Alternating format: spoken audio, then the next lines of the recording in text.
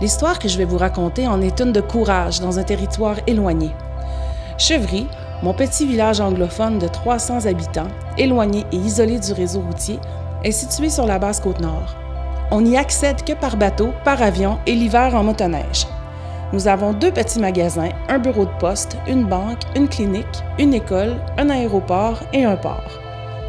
J'étudie dans la seule classe française primaire comprenant 9 élèves.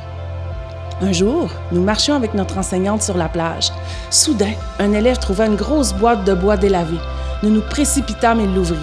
Dedans se trouvait un parchemin abîmé daté de 1543. On pouvait y lire dans un vieux français la détresse d'une femme seule sur l'île aux démons. C'était signé Marguerite de Larocque de Roberval. Nous étions abasourdis.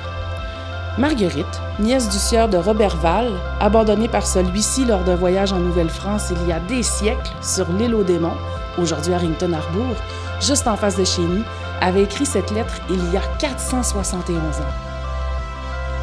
Elle faisait partie du voyage avec sa servante.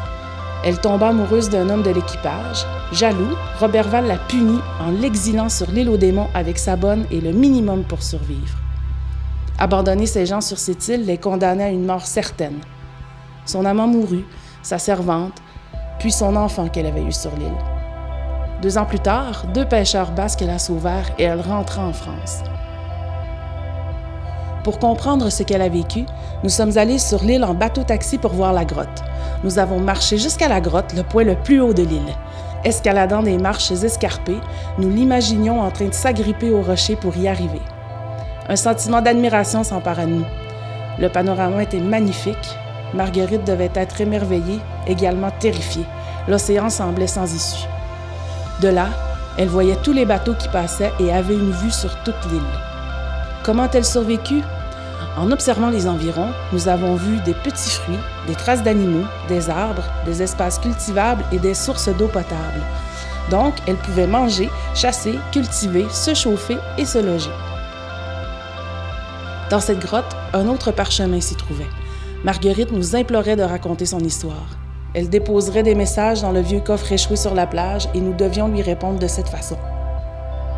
Nous avons donc communiqué avec elle. Nous ne savions pas par quel miracle, mais elle répondait. Couper du bois pour se réchauffer, construire sa maison, pêcher, chasser, s'approvisionner, fabriquer ses outils de chasse, de pêche et se vêtir de peau, déplacer ses provisions. Quel courage avait Marguerite! Pour vivre en Basse-Côte-Nord, il faut être créatif pour les déplacements. En motoneige, tirant un cométique ou en bateau. Aucune route. Vouloir quelque chose, c'est le faire soi-même, comme Marguerite l'a fait. Même si la technologie est toujours présente dans nos vies, nous chassons et pêchons pour conserver les traditions. Tous adorent ça. Ici, on laisse la nature faire son boulot. Marguerite, son passage est passé inaperçu. Sûrement la première femme européenne à mettre au monde un enfant en Nouvelle-France. Repartie sans enfant. Peut-on lui dire que le bruit des flots claquetant sur les roches, le souffle du vent du large nous rappelant son périple, nous donne du courage et de la fierté de vivre au milieu de nulle part. Je suis nord-côtière de la Basse-Côte-Nord et je le déclare en toute dignité.